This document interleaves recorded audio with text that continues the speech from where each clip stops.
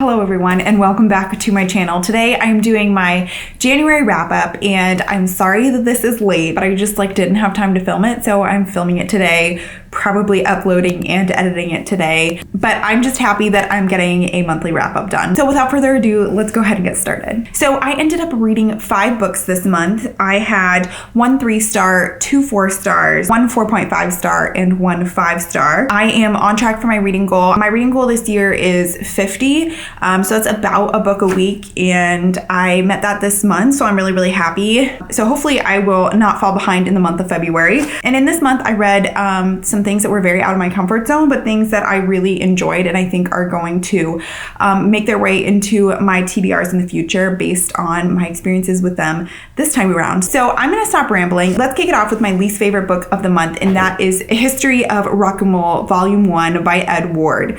So I've been really wanting to read more nonfiction books, and I am a huge music nerd. I have a whole record collection on the bottom part of my bookshelf that I don't really talk about, but I love listening to music, and I really love rock and roll, specifically oldies music. So I thought it would be really fun to learn about the history of the genre. And this book was very interesting, very information heavy, as you would imagine, as it follows the birth of rock and roll from earlier than the 50s, but mainly starting in the 50s until the mid 60s, with the Beatles and the Rolling Stones being kind of the end of this volume. I think this book would be perfect for someone that has some background information and knows something about these early artists.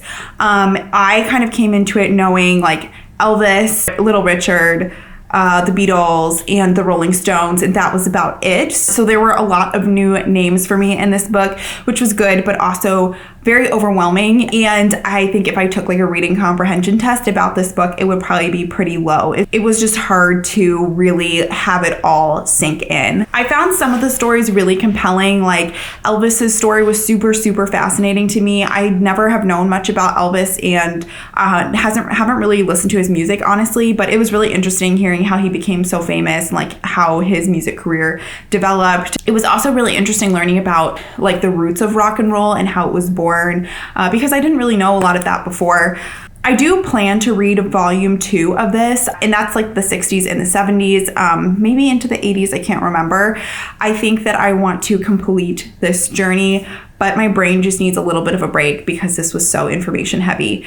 I did get a little tired of it in the middle, but overall it was still interesting and I enjoyed it, so I ended up giving it a 3 out of 5 stars. The next book that I read in the month of January is The Midnight Library by Matt Haig. This was the Tea Leaves Book Club pick of January, and big trigger warning in this book for suicide and depression. We have a whole live show about this book, so if you're interested in more details, we have a spoiler-free and with spoilers section, so I will link that in the comment section down below. This is about a girl named Nora, and she basically has decided that she wants to end her life, and basically right at this kind of decision point, she gets transported to the Midnight Library. It's kind of like a purgatory situation where she's not dead, not living, but just in this kind of in-between state.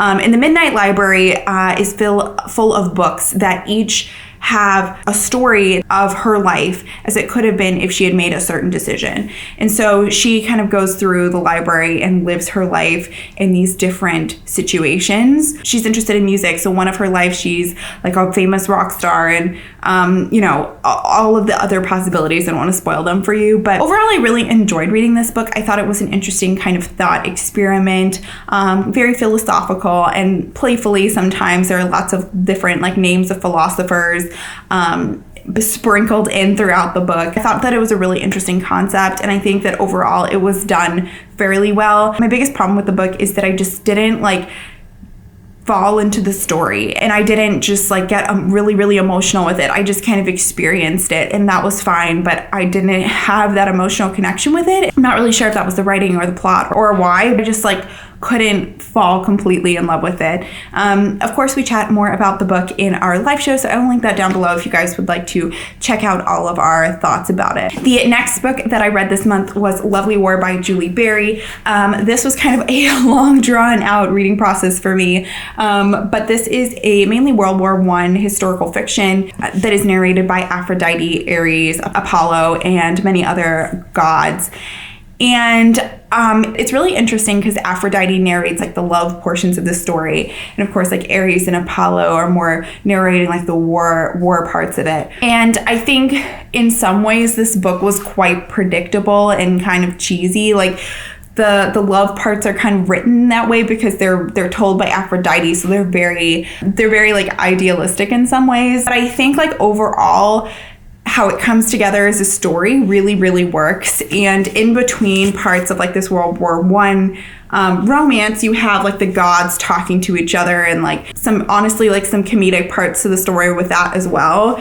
And I thought this was really well written. I thought it was super creative.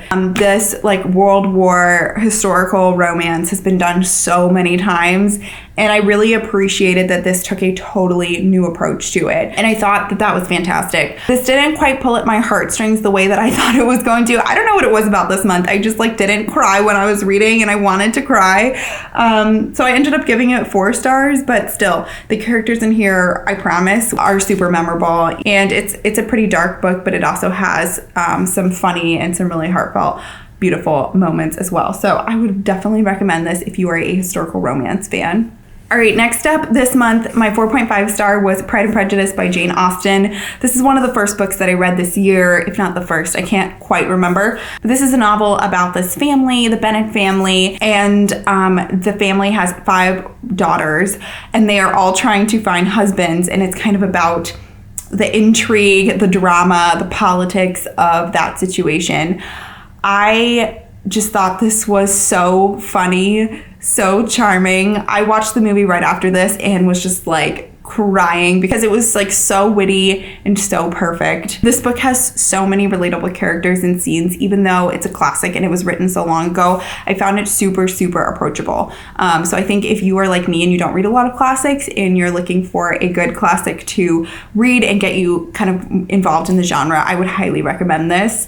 Also, if you are a Jane Austen fan, I'm curious, which book should I pick up next? I really want to read more of her stuff. All right, and my 5-star book this month was Becoming by Michelle Obama.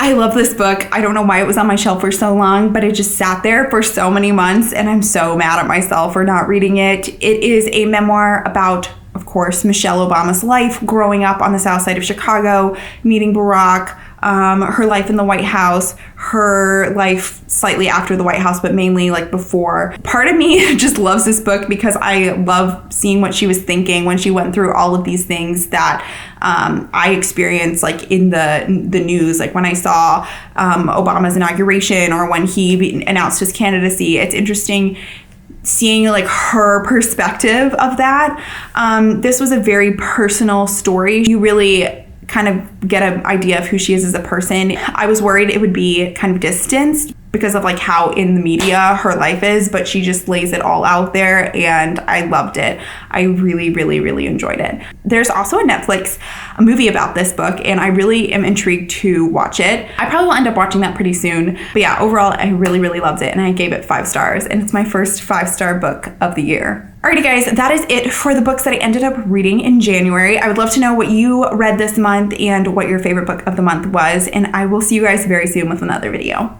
Bye.